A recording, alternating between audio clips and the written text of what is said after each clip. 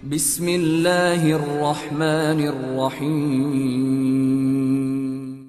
Surah Al-Insyiqaq ini secara tertib Al-Quran dia masuk pada surat ke-84 dengan jumlah ayat 25, jumlah kalimat 108, jumlah huruf 436, dan surah Al-Insyiqaq ini termasuk surah dari surah-surah Makkiyah, turun setelah surah Al-Infitar. Ma'asyiral muslimat yang dimuliakan Allah Subhanahu wa taala, surat ini berbicara tentang beberapa perkara. Di antaranya adalah permulaan surat ini bicara tentang kejadian kiamat besar.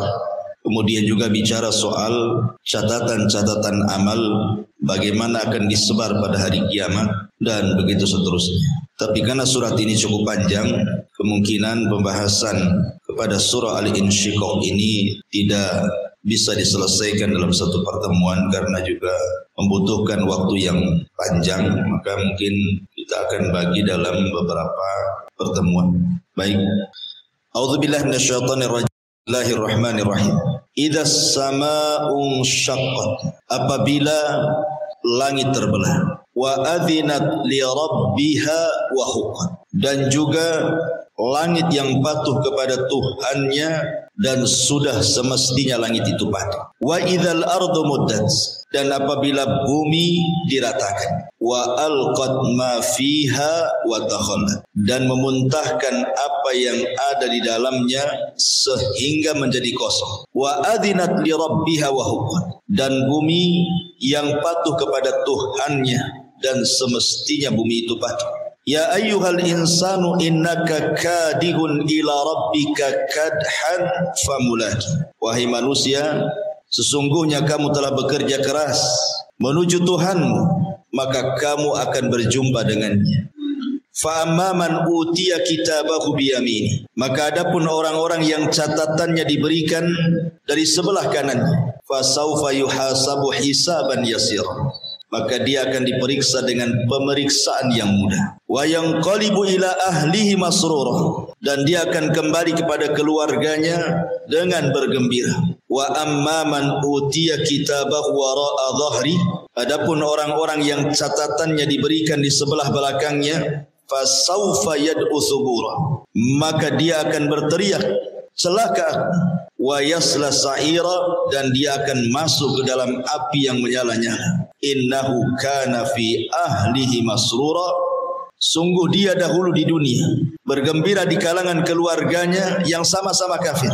Innahu dhanna an la yahud, sesungguhnya dia mengira bahwa dia tidak akan kembali kepada Tuhannya. Bala inna rabbahu kana bihi basira, tidak demikian, sesungguhnya Tuhannya selalu memperhatikannya. Baik, ma'asyiral muslimat yang dimuliakan Allah Subhanahu wa taala. Di sini Allah Subhanahu wa taala menjelaskan dua peristiwa besar saat terjadi kiamat. Pertama, peristiwa yang terjadi dengan langit, dan yang kedua peristiwa yang terjadi dengan bumi. Allah Subhanahu wa taala di sini mengatakan apabila langit terbelah. Di beberapa ayat dalam Al-Qur'anul Karim dijelaskan tentang terbelahnya langit. Di antaranya disebutkan dalam surah Ar-Rahman ayat 37. Fa idzan syaqqatis sama fakanat wardatan kadhihan.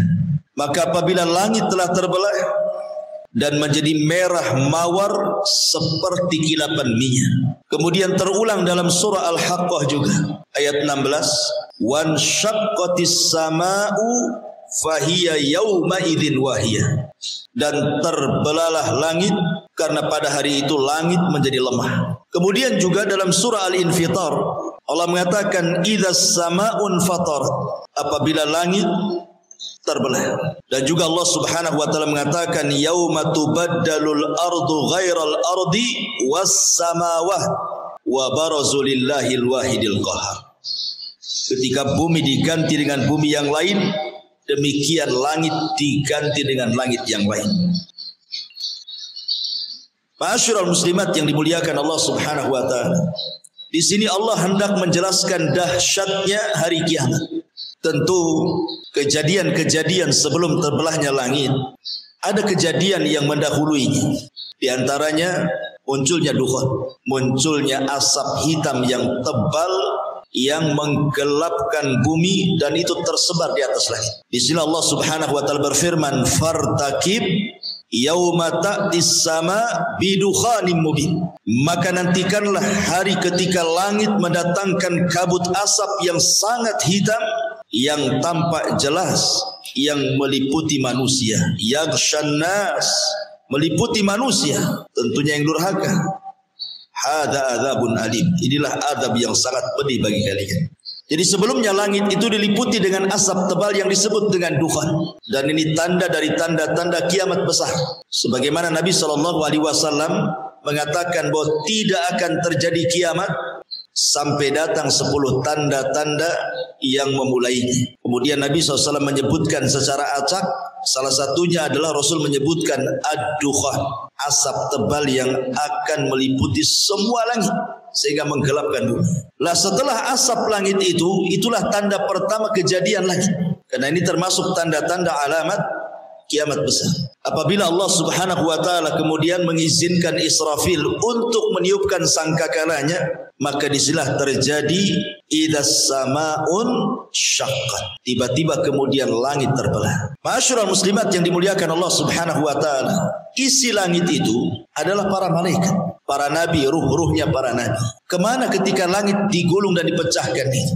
Ada yang mengatakan bahwa ruh-ruh para nabi mereka akan diletakkan di sebuah tempat namanya Illiyin bersama ruh-ruhnya orang-orang yang beriman. Adapun malaikat, maka mereka akan keluar dari langit lewat pintu-pintunya sampai ketika betul-betul langit sudah tidak ada malaikat lagi, barulah kemudian Allah Subhanahu wa taala pecahkan langit sehingga sudah tidak bisa menjadi atap bumi. Sebagian ahli tafsir ketika memberikan catatan kepada ayat yauma tubaddalul ardu ghairal ardi was samawat, pada hari di mana Allah mengganti bumi dengan bumi yang lain serta Allah ganti langit dengan langit yang lain, yang dimaksud adalah langit akan dijadikan atap berbahan emas mengkilau. Ini sebagaimana pendapat Ali bin Abi Thalib radhiyallahu. Ada juga langit saat itu akan menjadi sorga. Ini sebagaimana pendapat Ubay ibn Ka'ab. Tapi ada juga yang mengatakan bentuk langit diubah dengan peristiwa matahari digulung, kemudian bintang-bintang dijatuh-jatuhkan, atau kejadian semacamnya. Dan ini merupakan pendapat Abdullah ibn Abbas radhiyallahu anhu. Tapi ada juga yang mengatakan bentuk perubahannya adalah langit ini akan berubah-ubah. Terkadang menjadi seperti luluhan perak atau seperti kilapan minyak. Dan ini seperti pendapat Al-Imam Ibnu Abdil Al-Ambari rahimahullahu ta'ala. Dan ada juga yang mengatakan bentuk langit diubah, artinya langit itu akan dilipat sebagaimana orang melipat kertas, sebagaimana Allah mengatakan yauma natwis sama, pada hari kami lipat langit seperti melipat kertas. Ada juga yang mengatakan langit akan terbelah sehingga tidak bisa menjadi atap bumi lagi. Inilah yang disebut idas samaun syaqqat. Langit terbelah dan tidak akan menjadi atap bagi bumi lagi. Langit yang kita lihat sekarang kan menjadi atap bagi kita, bagi atap orang-orang yang hidup di bumi. Sebagaimana Allah Subhanahu wa taala mengatakan, "Wa ja'ala lakumul arda firasya was sama' banah." Dan kami jadikan langit itu sebagai bangunan atap untuk kalian. Tapi nanti ketika langit itu pecah, maka sudah tidak jadi menjadi atap bagi bumi lagi. Dan sudah tidak indah lagi. Kenapa? Karena langit juga sudah tidak ada berbintang lagi. Bintang dijatuh-jatuhkan. Kemudian matahari dan bulan disatukan. Kemudian langit pun digulung oleh Allah Subhanahu wa ta'ala. Itulah makna idas samaun syaqqat, apabila langit terbelah. Mana yang lebih dahulu, kehancuran bumi atau kehancuran langit? Sebagian para ulama mengatakan bahwa kehancuran bumi lebih dahulu dibandingkan kehancuran langit. Sebagaimana penciptaan juga dimulai dari bumi kemudian langit, maka saat penghancuran juga sebagian ulama mengatakan bahwa bumi dihancurkan dulu kemudian baru langit dihancurkan. Ketika Allah Subhanahu wa taala berfirman dalam surah Al-Insyiqaq di sini, di mana Allah Subhanahu wa taala katakan dalam ayat selanjutnya, Allah mengatakan apabila langit dipecahkan. Kemudian langit akan taat kepada perintah Allah Subhanahu wa taala. Maka sama seperti langit dipecahkan, bumi pun sama. Jadi kurang lebih saja nasib bumi dengan langit itu juga sama-sama akan dipecahkan oleh Allah Subhanahu wa taala. Karena Allah mengatakan wa idzal ardu muddat. Dan apabila bumi itu diratakan. Di dalam Al-Quran Allah mengatakan, kalau tidak salah dalam surah Al-Muzammil ya, alam naj'alil arda kifata. Alam naj'alil arda kifata. Bukankah kami jadikan bumi itu kifata? Begini bu kifata itu. Ini tisu. Sekarang bumi yang kita pijak itu seperti tisu. Saya lipat seperti ini. Kemudian seperti. Ini namanya kifata. Ya. Jadi bumi yang sekarang ini bentuknya kifata, dilipat oleh Allah Subhanahu wa taala. Tapi nanti pada hari kiamat wa idzal ardu muddat. Apabila bumi membuka lipatannya, kemudian dihamparkan. Nanti pada hari kiamat bumi akan dibuka lipatannya, sehingga posisinya akan menjadi lebih lebar dan lebih panjang seperti ini. Ya. Jadi bumi yang kecil nanti pada hari kiamat akan terbentang seperti ini, lebar sekali, panjang sekali. Itulah makna wa idzal ardu muddat. Setelah Allah mengatakan alam naj'alil arda kifata. Bukankah kami telah jadikan bumi itu dilipat? Tetapi nanti pada hari kiamat wa idzal ardu muddat. Ketika bumi kemudian dihamparkan dari lipatannya. Kenapa seperti itu? Karena nanti pada hari kiamat manusia yang pertama kali hidup Adam alaihi salatu wassalam dan yang terakhir mati akan dibangkitkan, sehingga butuh tempat yang luas untuk mengumpulkan manusia sebanyak itu. Lalu bagaimana nasib bumi ketika dihamparkan itu? Bagaimana bisa terhampar seperti itu? Bukankah sebagian ulama mengatakan sekarang bentuk bumi itu adalah lonjong seperti telur, ada yang mengatakan bulat seperti bola, seperti bola mukawwar. Tapi nanti pada hari kiamat sudah tidak bulat ataupun lonjong lagi, tetapi menjadi terhampar. Wa idzal ardu muddat. Karena sebelum bumi dihancurkan itu dan diratakan, yang pertama kali dicabut apanya? Pasaknya. Ketika Allah Subhanahu wa taala ditanya dalam Al-Qur'anul Karim, yas'alunaka 'anil jibal. Mereka bertanya-tanya kepadamu wahai Muhammad tentang nasib gunung.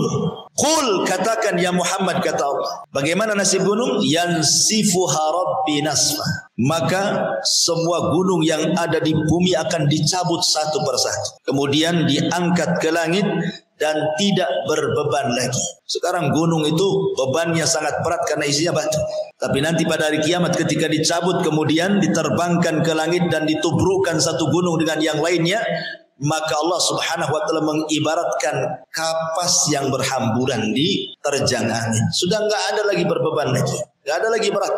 Sehingga kemudian ketika hanya tinggal abunya saja di langit, kemudian memenuhi bumi. Ketika itulah bumi idza zulzilatil ardu zilzalah, terjadi gempa. Karena pasaknya sudah tidak ada. Yang terjadi adalah gempa. Gempa yang kita rasakan di negeri kita ini, di beberapa daerah, itu hanya tanda-tanda kecil dari tanda-tanda kiamat. Karena peristiwanya hanya di sebagian daerah, tapi tidak terjadi di daerah yang lain.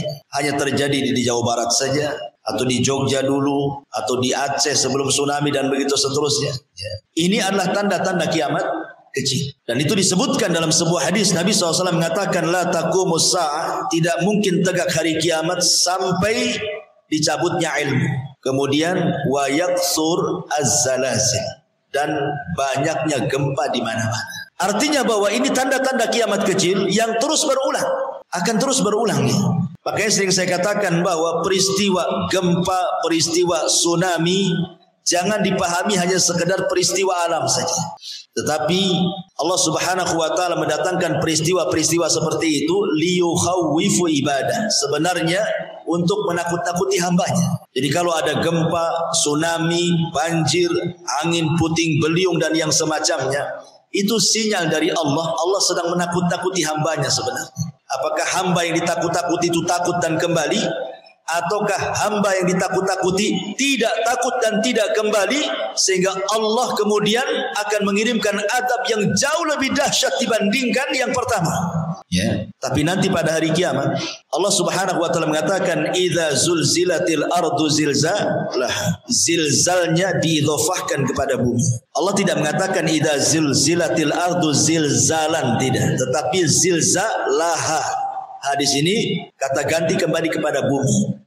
Artinya yang gempa itu bukan satu daerah, tapi satu bumi gitu maksud. Sehingga tidak ada tempat untuk menyelamatkan diri. Kalau sekarang di sana ada gempa, kita bisa ke daerah yang lain yang tidak gempa. Tapi ada pada hari kiamat itu kan semua gempa masalahnya. Mau lari kemana kan begitu? Orang tidak bisa lari. Yauma yafirul mar'u min akhi wa ummihi wa abi wa sahibatihi wa bani likulli imri'in minhum yauma idzin sya'nun yughni. Orang lari dari saudaranya, lari dari ibu bapaknya, lari dari pasangan dan anaknya. Semua masing-masing sibuk menyelamatkan dirinya, kata Allah. Karena memang tidak ada tempat kembali, tempat menyelamatkan tidak ada pada hari kiamat itu. Belum lagi kemudian Allah Subhanahu wa taala mengatakan wa alqat ma fiha wa takhallat.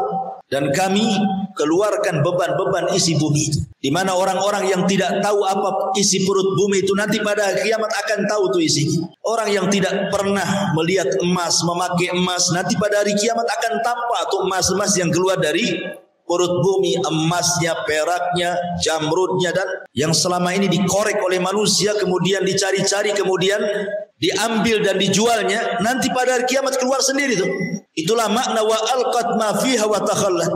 Makanya ketika Nabi SAW bercerita tentang Dajjal, apa kata Dajjal? Wahai bumi, ukhruji kunuzak. Wahai bumi, keluarkan pembendaharaan dari perutmu. Maka dari bumi terbelah keluarlah emasnya, peraknya, jamrudnya, apapun yang dikehendaki manusia, Dajjal kabulkan dengan izin Allah Subhanahu wa taala untuk memfitnah manusia. Tapi nanti pada hari kiamat, ketika manusia melihat emas perak yang keluar dari perut bumi, mereka hanya bisa memandang tapi tidak mau mengambilnya. Untuk apa mau diambil? Toh itu hari terakhir kehidupan alam semesta. Gak ada gunanya. Ya. Kalau sekarang iyalah nengok emas, pengen beli, pengen punya gitu. Tapi pada hari kiamat emas di mana-mana itu. Nggak tertarik ibu melihatnya juga nggak tertarik. Buat apa juga memilikinya kalau habis itu kemudian dihancurkan alam semesta, kan nggak ada gunanya juga gitu. Makanya kemudian Allah mengatakan wa alqat ma fiha wa takhallat. Terjadilah kehancuran bumi sehingga bumi menjadi rata serata-ratanya. Dari sini Allah Subhanahu wa taala ketika menjelaskan yauma tubaddalul ard ghairal ardi, pada hari di mana bumi diganti dengan bumi yang lainnya, terjadi silang pendapat. Maksudnya bumi yang kita pijak diganti dengan bumi yang lainnya itu apa maksudnya? Ulama tafsir mengatakan, ada yang mengatakan bahwa setelah kehancuran bumi ini, Allah akan ganti dengan tanah yang lain berwarna putih seperti perak, tidak ada satupun orang yang berbuat maksiat di atasnya. Diganti warnanya seperti warna yang sangat putih bersih seperti kilapan perak. Karena tidak ada orang yang berbuat maksiat satupun di permukaan. Ini pendapat Abdullah ibn Abbas dan yang lainnya. Ada juga yang mengatakan bahwa bumi itu akan diganti dengan bumi yang lain. Maksudnya bumi akan dijadikan neraka. Dan ini adalah pendapat Ubay ibn Ka'ab. Ada juga yang mengatakan bumi ini akan diganti dengan bumi dari bahan perak. Dan ini adalah pendapat Anas ibn Malik radhiyallahu anhu. Ada juga yang mengatakan bumi ini akan diganti dengan roti, makanan, roti putih. Lalu kaum mukminin akan memakan bagian yang bawah kakinya, dan ini merupakan pendapat Abu Hurairah radhiyallahu anhu. Ada juga yang mengatakan bahwa roti itu akan dimakan kaum muslimin sampai hisab mereka selesai. Jadi ketika orang-orang kafir tidak diberikan makan, pada waktu berkumpul di padang mahsyar, maka kaum muslimin diberikan makanan dengan memakan bumi yang dipijaknya itu sampai selesai hisab. Ada juga yang berpendapat seperti itu. Tetapi pendapat yang adhar yang lebih mendekati kebenaran wallahu a'lam, artinya bumi diganti itu diganti bentuknya. Yang tadinya bulat menjadi terhampar, yang tadinya terlipat dibuka lipatannya, dan warnanya sangat putih bersih. Karena tidak ada orang yang berbuat dosa di situ. Disitulah manusia akan dibangkitkan, dan disitulah terjadi pengumpulan manusia yang disebut dengan al-ba'ts wan nusyur, kebangkitan dan manusia akan dikumpulkan di situ.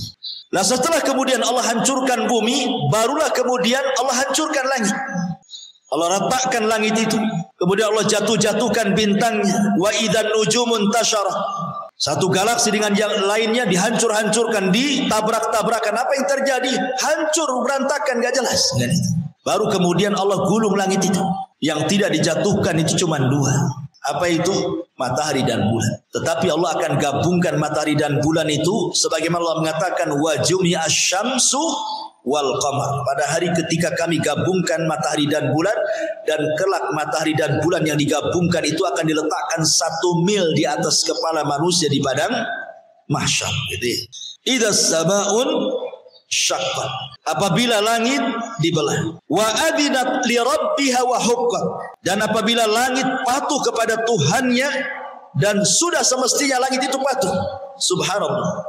Allah Subhanahu wa taala mengatakan, "A antum asyaddu khalqan amis sama' banaha," kata Allah. Apakah penciptaan engkau wahai anak Adam lebih hebat, lebih dahsyat dibandingkan penciptaan langit?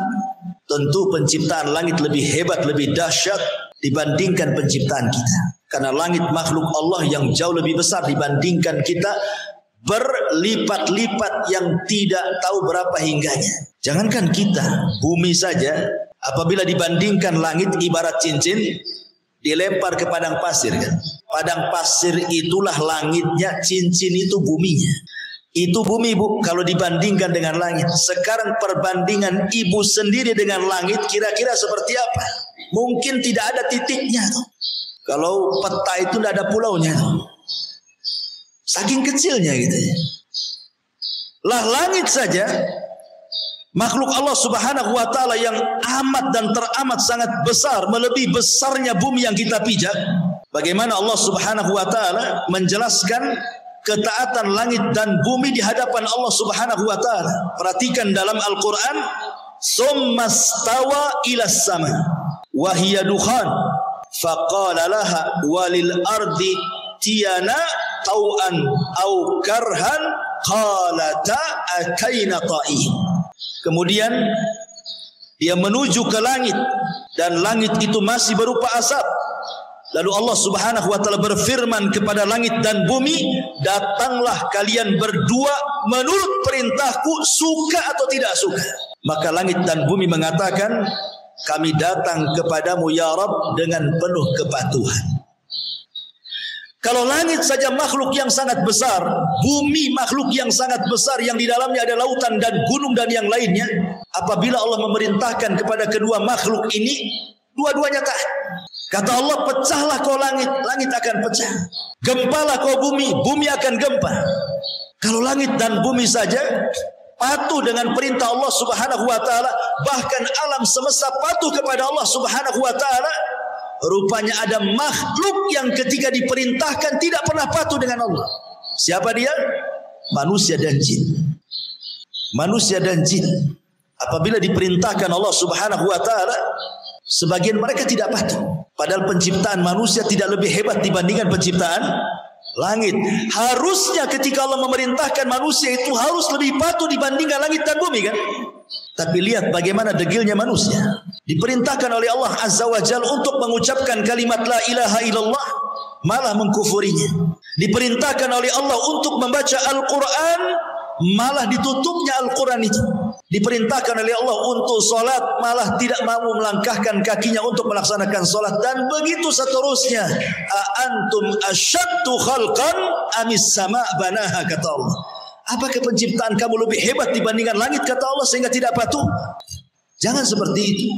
Makanya di sini Allah mengatakan, "Idzas sama'u syaqqat wa adzinat li rabbiha wa huqqat." Lihat makhluk sebesar langit taat dengan Allah Subhanahu wa taala. Suruh hancur-hancur, suruh belah-belah. Begitu juga bumi. Wa huqqat wa idzal ardu muddat wa alqat ma fiha wa takhallat wa adinat li rabbiha wa huqqat. Bumi pun luar biasa taatnya dengan Allah, dan sudah selayaknya bumi taat dengan Allah Subhanahu wa taala. Di zaman Nabi Musa alaihi salatu wassalam, datang Qarun hendak memfitnah Nabi Musa dengan membayar seorang pelacur. dan mengatakan, wahai wanita pelacur, saya akan berikan keinginanmu, sebut saja upahmu berapa, tapi syaratnya katakan engkau sudah berzina dengan Musa di depan manusia. Akhirnya kemudian Qarun mengumpulkan manusia, membuat makar kepada Nabi Musa. Ketika manusia Bani Israil sudah kumpul tuh, Musa hadir di situ, Qarun hadir di situ, wanita pelacur juga hadir di situ. Kemudian Qarun mengisyaratkan kepada wanita itu untuk bicara bahwa dia sudah berzina dengan Nabi Musa.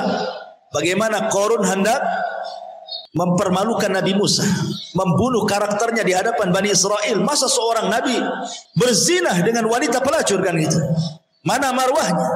Tapi wanita pelacur ini tidak tega untuk mengatakan seperti itu. Terkadang dia menatap wajahnya Nabi Musa, terkadang dia menatap wajahnya Qarun. Tiba-tiba dia berteriak, sesungguhnya Qarun sudah memerintahkan aku dan membayar aku untuk mengatakan aku berzina dengan Nabi Musa, katanya. Marah Qarun, tidak sesuai dengan rencananya. Rupanya wanita ini tidak mau menyakiti Nabi, malah mengatakan sebaliknya. Qarun memerintahkan aku untuk mengatakan aku berzina dengan Nabi Musa, padahal aku tidak berzina dengan dia. Maka Musa emosilah. Maka Musa kemudian berdoa kepada Allah, ya Rabb, ya Rabb. Maka Allah mengatakan, ya Musa, perintahkan saja bumi itu. Perintahkan bumi yang di bawah kakimu itu, maka dia akan taat kepadamu sesuai dengan perintahku. Maka Musa mengatakan, ya ardh bli'i, wahai bumi, telanlah Qarun dan seluruh kekayaannya. Tiba-tiba bumi terbelah dan Qarun pun masuk di situ, kekayaannya masuk di situ, dan Allah katakan, fa khasafna bihi wa bidarihil ardh. Kami tenggelamkan Qarun dan seluruh kekayaannya ke perut bumi. Ya. Bumi taat dengan perintah Allah. Kata Allah, ya Musa, perintahkan saja bumi itu, maka dia akan taat kepadamu karena aku yang perintahkan. Artinya bahwa bumi yang besar ini gitu ya, yang ada gunung di dalamnya, makhluk yang luar biasa di hadapan Allah, tetap taat dengan perintah Allah.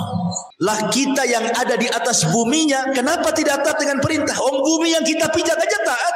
Inilah yang kemudian menjadikan manusia itu zaluman jahulan. Sudah zalim, jahil lagi. Harusnya dia lebih taat dibandingkan bumi yang dipijaknya. Ini juga faedah dari kalimat wa adzinat li rabbiha wa huqqan. Dan bumi taat, dan sudah selayaknya bumi taat dengan perintah Allah Subhanahu wa taala. Ma'asyiral muslimat yang dimuliakan Allah Subhanahu wa taala. Inilah kondisi langit dan bumi pada hari kiamat. Kemudian Allah Subhanahu wa taala mengatakan ayat selanjutnya, wa adzinat li rabbiha wa huqqat ya ayyuhal insanu innaka kadihun ila rabbika kadhan famulaki. Wahai manusia, sesungguhnya kamu telah bekerja keras menuju Tuhanmu, maka kamu akan menemui Tuhanmu. Dunia ini bukan tempat istirahat. Dunia ini tempat bekerja, tempat beramal. Sebagaimana perkataan Ali radhiyallahu an, al-yaum yaumul amal wa ghadan yaumul hisab. Hari ini, kata Ali, adalah hari kita saatnya beramal soleh. Karena besok pada hari kiamat itulah hari kita akan dihisab di hadapan Allah. Makanya sering saya nasihati, Bu, ya. Bagaimana Hasan Al-Basri rahimahullahu ta'ala menasihati kepada kita bahwa kita hidup ini cuma 3 hari. Kita hidup ini cuma 3 hari. Hari yang sudah berlalu, hari yang sedang kita lalui, dan hari esok hari. Adapun yang sudah kita lalui tidak mungkin kembali. Hari yang sudah berlalu kan tidak mungkin kembali. Dan hari esok belum tentu kita mendapatkannya. Bisa saja nanti malam kita mati. Berarti kesempatan beramal itu hari yang sedang kita lalui hari ini. Inilah kesempatan kita. Makanya Fudail ibn Iyad mengatakan, perbaiki hari yang sedang kau jalani, maka Allah akan ampuni dosamu yang sedang kau jalani dan yang telah kau lakukan sebelumnya. Tetapi kalau kehidupan yang kau jalani kau berbuat jahat dan juga berbuat maksiat, maka Allah akan azab waktu yang sedang kau jalani dan maksiat yang sudah kau lakukan sebelumnya. Maka di sini Allah mengatakan, ingatkan, ya ayyuhal insan innaka kadih. Kita ini sedang lelah letih. Fa idza faragta fansab. Apabila kita sudah mengamalkan satu amalan dan sudah selesai, berpindahlah kepada amalan yang lain, gitu maksudnya. Ibu selesai sholat wajib, berpindah ke sholat sunnah. Oh, sudah tidak ada sholat sunnah, berpindah ke sedekah. Oh, berpindah ke zikir, ke tasbih, ke yang begitu seterusnya.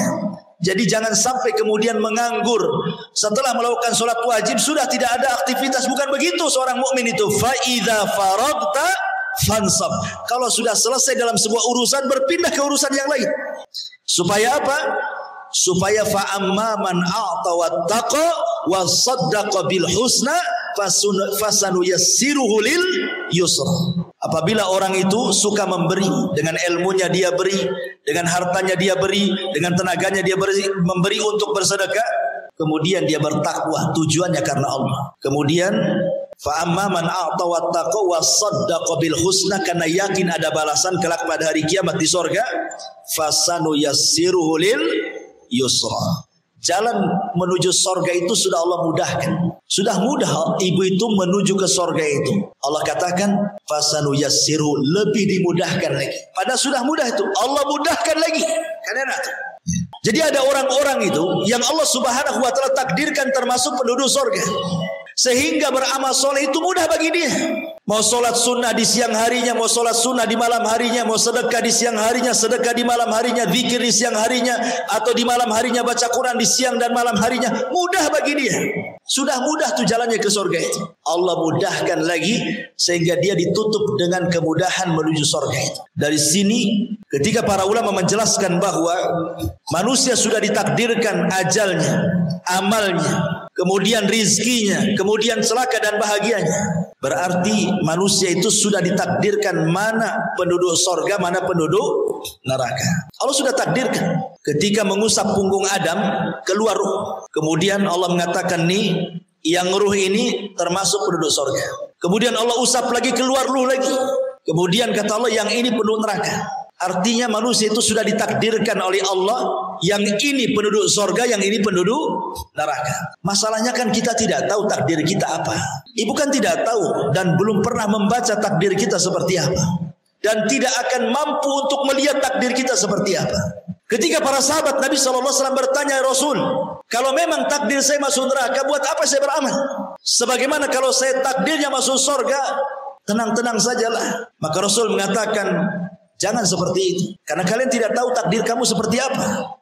Tetapi i'malu, beramal solehlah, fakullun muyassarun lima khuliqalahu, karena kalian akan dimudahkan sesuai dengan amal kebiasaan kalian. Artinya kalau kita ini terbiasa melakukan sholat, puasa, zakat, dan mudah bagi kita, gitu maksudnya, tidak ada keberatan dengan amal-amal itu, maka Allah akan mudahkan dengan amalan ini sampai kematiannya. Tapi kalau seandainya kita justru dimudahkan dengan maksiatnya dan berat melakukan ibadahnya, maka dia pun akan dimudahkan dengan maksiatnya sampai di akhir kehidupannya seperti itu.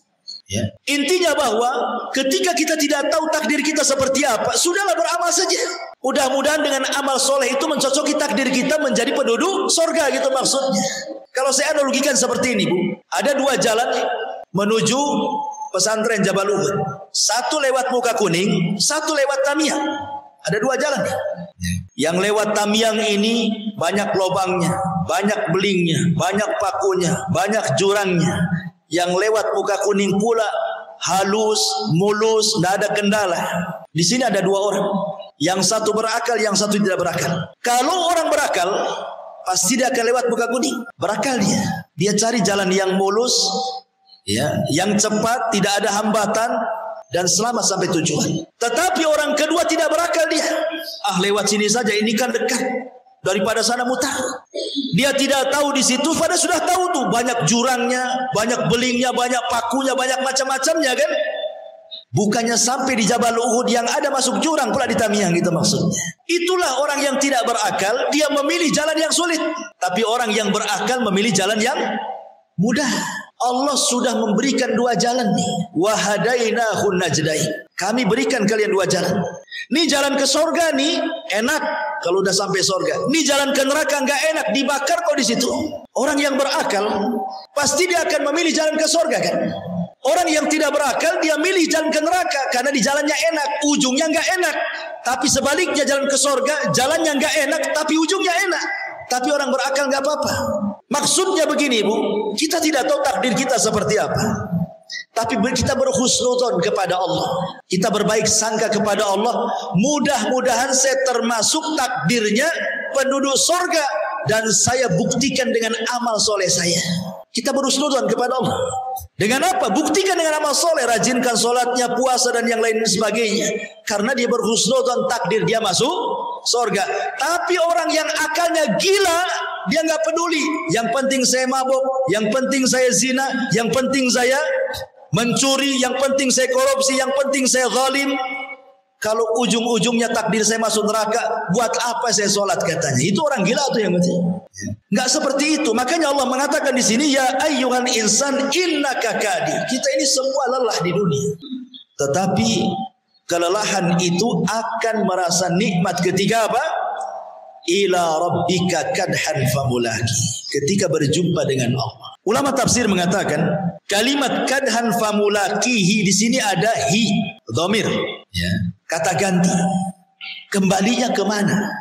Famulakihi. Dia akan berjumpa dengan Allah Subhanahu wa taala. Siapa yang berjumpa dengan Allah? Amalannya ataukah orangnya? Dua-duanya memungkinkan. Ada yang mengatakan bahwa kalau yang dimaksud orangnya, maka perjumpaan kita dengan Allah bukan di akhirat saja, di dunia saja kita sudah berjumpa dengan Allah. Kapan? Ketika kita sholat. Itulah perjumpaan pertama kita dengan Allah di dunia. Allah mengatakan, wa innaha lakabiratun illa 'alal khashiin alladzina yadhunnuna annahum mulaqu rabbihim. Salat itu berat kecuali bagi orang-orang yang khusyuk. Siapa orang yang khusyuk kata Allah? Orang yang yakin ketika salatnya dia sedang berjumpa dengan Rabbnya. Dari sini menunjukkan bahwa salat itu hakikatnya perjumpaan kita dengan Allah. Berarti setiap hari 5 kali kita berjumpa dengan Allah dalam salat wajib kita. Belum salat-salat sunnahnya. Ya. Ini yang pertama. Yang kedua, perjumpaan kita dengan Allah kapan? Saat ruh dicabut. Ketika ruh kemudian dimasukkan ke kain kafan dari sorga dengan bau yang sangat semerbak sehingga melambung ke langit, kemudian dibukakan pintu langit pertama sampai ke 7, kemudian ruh ini dijumpakan dengan Allah dan catatannya mengikuti di bawahnya. Ketika berjumpa dengan Allah, apa kata Allah? Kembalikan ruh ini ke dalam jasadnya, naikkan catatannya, letakkan di tempat yang paling tinggi di Illiyin. Ini pertemuan kedua, ruh kita dengan Allah Subhanahu wa taala. Pertemuan yang ketiga di padang mahsyar. Ketika Allah Subhanahu wa taala datang dan mengatakan wa jaa rabbuka wal malaku saffan saffa. Dan ketika Rabbmu datang dan malaikat bersaf-saf, maka orang-orang yang beriman akan melihat Allah dan itu ziyadatun nikmah, tambahan nikmat yang luar biasa. Belum masuk surga sudah memandang wajah Allah. Kemudian di surga, dan itulah nikmat yang paling besar. Tidak ada nikmat melebihi nikmat ru'yatullah, memandang Allah, dibandingkan nikmat surga itu sendiri. Dan itu setiap saat kita bisa memandang Allah sesuai dengan pertemuan kita di bumi. Siapa yang banyak berjumpa dengan Allah di bumi dalam salatnya, maka dia paling banyak memandang wajah Allah di surga. Al jaza min jinsil amal, balasan itu sesuai dengan amalannya. Ini kalau yang dimaksud adalah pelakunya. Tapi kalau yang dimaksud amalannya, famulaki itu maksudnya amalannya. Akan berjumpa seseorang dengan amalannya. Maka ini pun terjadi di bumi. Karena amalan seseorang itu membawa pengaruh kan gitu. Amalan seseorang itu membawa pengaruh. Orang kalau suka berbuat baik, maka dia akan merasakan perubahan dalam dirinya. Artinya dia sedang menjumpai amalannya. Pengaruh amalannya ada. Kemudian yang kedua, amalannya akan berjumpa dengan Allah ketika ruh naik, catatannya mengikuti di bawahnya. Maka kita akan berjumpa dengan amalannya. Kapan itu? Di alam kubur. Amalan itu akan menjelma menjadi manusia yang tampan dan cantik kalau perempuan. kemudian menemani kita sampai kiamat dibangkitkan. Ketika kiamat mau dibangkitkan, kita tanya, kamu ini siapa baik kali menemani aku dalam kubur ini? Maka orang yang tampan, yang indah, yang wangi, yang mengasihkan itu mengatakan, ana amaluka salih, sayalah amal solehmu, sayalah solatmu, sayalah zakatmu, sayalah silaturahimmu, sayalah zikirmu, sayalah baca Quran, dan begitu seterusnya. Dia akan mendapatkan amalannya di kuburannya. Kemudian kelak pada hari kiamat, ketika catatan-catatan amalnya kemudian disebar oleh Allah Azza wa Jalla, maka orang-orang yang beriman akan mendapatkan amalannya dengan cara mengambil dengan tangan kanannya. Dengan bangganya dia mengatakan, ha umuqra'u kitabiyah. Oh, lihat, baca catatanku, saking bangganya dia. Karena sudah tahu dia termasuk penduduk surga, maka dia minta baca catatan saya, katanya. Saking bangganya. Dan tentu ketika orang masuk surga, betul-betul dia akan mendapatkan amalannya dengan ditentukannya derajat di mana kita ditinggalkan di surga itu. Itulah yang dimaksud, ya ayyuhal insan innaka kadihun ila rabbika kadhan famulaki. Fa amma man utiya kitabahu biyamini. Adapun orang-orang yang catatannya diberikan dari sebelah kanannya, fasaufa yuhasabu hisaban yasira, maka dia akan diperiksa dengan pemeriksaan yang mudah, wa yanqalibu ila ahlihi masrura, dan dia akan kembali kepada keluarganya yang sama-sama beriman seraya bergembira, masing-masing bergembira masuk ke dalam surga. Wa amman utiya kitabahu wara'a dhahri, adapun orang-orang yang catatannya diberikan dari sebelah belakangnya, fasaufa yad'u subura, dia pun akan berteriak, celaka aku, celaka aku. Wa yasla sa'ira, dia pun akan dimasukkan ke dalam neraka, apinya yang menyala-nyala. Hisab di akhirat itu ada dua, ada hisab yasir dan ada hisab asir. Ada hisabnya mudah dan ada hisabnya sulit. Tapi di sana juga ada orang-orang yang tidak akan mendapatkan hisab. Sebagaimana 70.000 orang yang masuk surga tanpa hisab. Jadi ada orang-orang yang tanpa hisab masuk surga direct begitu, langsung tanpa azab lagi. Tetapi kan tidak banyak. Kebanyakan mereka adalah umat yang dihisab. Lah, hisab ada dua macam, hisab mudah dan hisab sulit. Hisab mudah ini dalam bentuk pertanyaan tapi tidak berhajat kepada jawaban, hanya mengakui nikmat saja. Ya fulan, dulu aku sudah memberikan kau harta yang banyak. Kata si fulan, betul ya. Dulu aku sudah berikan kau pasangan yang baik-baik. Kata dia, betul wahai Rabb. Dulu aku berikan kau anak yang soleh dan soleh. Kata dia, betul wahai Rabb. Jawabannya betul, betul, betul, betul. Ya. Dia hanya mengiyahkan atas nikmat yang Allah anugerahkan ketika di dunia. Itu hisabnya mudah tuh, yang kayak gitu tuh. Dia hanya mengiyahkan apa yang dikatakan Allah kepadanya. Tapi di sana ada hisab yang sulit. Kapan itu? Ketika terjadi perdebatan antara dia dengan Allah. Sebagaimana hadis Nabi SAW, manukisha halak. Barang siapa yang terjadi perdebatan dengan Allah, hancur dia, masuk neraka dia. Ketika Allah Subhanahu wa taala mengatakan, bukankah dulu aku berikan nikmat, kenapa kau tidak begini? Oh enggak begitu. Dia bantah. Ya. Seperti Allah Subhanahu wa taala mengatakan kepada para orang-orang yang mati syahid, orang-orang yang ahli sedekah, orang-orang yang pakar Quran, diperlihatkan nikmatnya kepadanya. Kemudian Allah katakan, betul itu nikmatmu? Iya. Untuk apa? Sedang apa kau itu? Oh, saya sedang jihad untukmu. Kata Allah, kadzabta, dusta kamu. Oh iya Rabb, itu untukmu. Kadzabta, dusta engkau. Terjadi perdebatan. Ini kalau terjadi perdebatan saat hisab, halak, hancur dia. Ini disebut hisaban asir. Hisabnya sulit. Ya. Maka kita berdoa untuk diberikan hisab yang mudah. Nah, di sini Allah Subhanahu wa taala menjelaskan di antara rangkaian hisab itu adalah mengambil catatan. Setelah Allah Subhanahu wa taala menerbangkan catatan-catatan itu, maka manusia terbagi menjadi 3 kelompok. Ada yang mengambil catatannya dengan tangan kanannya, ada yang mengambil catatan dengan tangan kirinya, ada yang mengambil catatan dengan tangan kiri di balik punggungnya. Wara'a dhahri, di balik punggungnya. Ya, karena manusia di dunia juga ada 3 kelompok, ada mukmin, ada kafir, ada munafik. Tentu akan berlainan cara mengambil catatannya. Mukmin tangan kanan, kafir tangan kiri, munafik tangan kiri di balik punggungnya. Karena orang munafik lebih jahat dibandingkan kafir.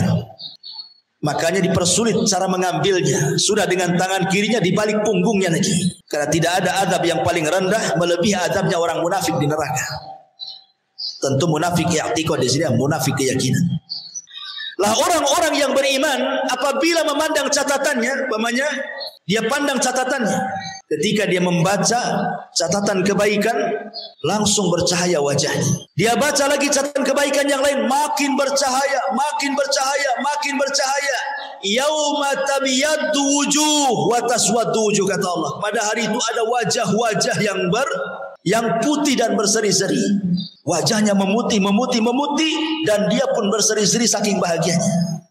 Tetapi orang kafir dan orang munafik i'tiqad itu, apabila dia baca catatannya dan semua keburukannya makin menghitam, yauma tabyaddu wujuh wa taswaddu wujuh, kata Allah. Wa taswaddu wujuh.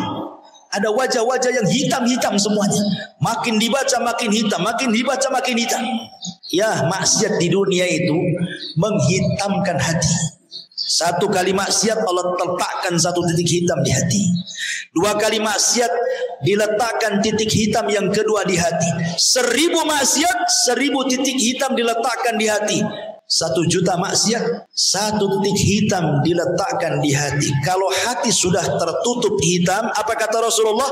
Kalkub muzakhiyah, seperti kub. Ini kub. Kub itu artinya gelas. Muzakhiyah itu dibalik.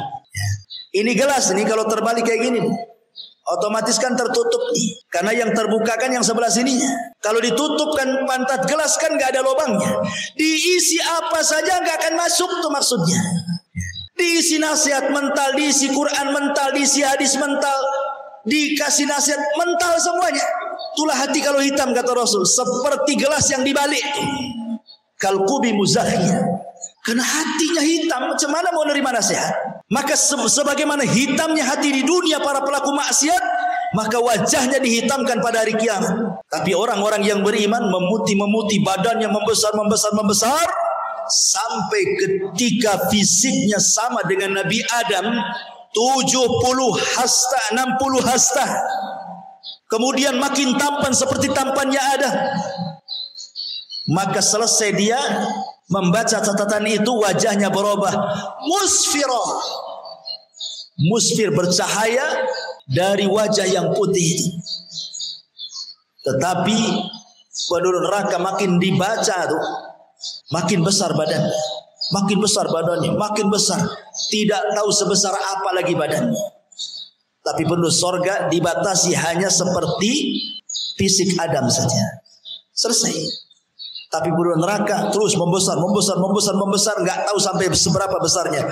Karena gerhamnya saja, kata Rasul, kajabalil Uhud, seperti gunung Uhud. Itu gerhamnya penduduk neraka. Gimana wajahnya, gimana badannya, ya.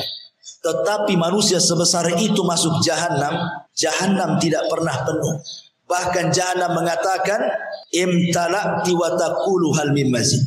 Halim tala'ti wa taqulu hal min mazid. Allah mengatakan, hei jahanam, sudah penuh kau isinya. Kata jahanam, hal min mazid, ada tambahan, masukkan saja ya Rabb, katanya. Saking besarnya neraka jahanam. Padahal manusia penuh neraka itu dibesarkan tuh badannya, ya. Nauzubillah. Kemudian Allah mengatakan, innahu dhanna alla yahur. Sungguh dia mengira bahwa dia tidak akan kembali kepada Tuhannya. Orang-orang kafir atau para pendusta dan para pendosa itu di dunia, dia sangka dia tidak akan kembali kepada Allah. Bala inna rabbahu kana bihi basira. Tidak demikian, sesungguhnya Tuhannya selalu memperhatikannya. Jadi Allah ketika mengatakan innahu kana fi ahli masrur, orang yang ketika di dunia bersenang-senang dengan keluarganya, Kerjanya hanya shopping saja, dunia saja, jalan ke sana kemari saja. Tidak ada aktivitas ibadah untuk dia, karena dia pikir tidak akan ada hisab. Rupanya pada hari kiamat semua akan terbalik semuanya. Makanya Aisyah radhiyallahu anha ketika bertanya kepada Rasul soal hadis, man ahabba liqa Allah ahabballahu liqa'ah, wa man kariha liqa Allah karihallahu liqa'ah. Siapa yang cinta ingin berjumpa dengan Allah, Allah cinta berjumpa dengan dia. Siapa yang benci berjumpa dengan Allah, Allah pun benci berjumpa dengan dia. Apa maknanya? Dikatakan maknanya, orang yang ketika di dunia dia rela hidupnya tidak senang dengan keluarganya, hidupnya mungkin susah, fakir, miskin, tapi Allah takdirkan termasuk keluarga penduduk surga, maka dia saat detik-detik wafatnya ingin cepat meninggal dan ingin cepat berjumpa dengan Allah, karena tahu bahwa balasan dia bukan di dunia tapi di akhirat.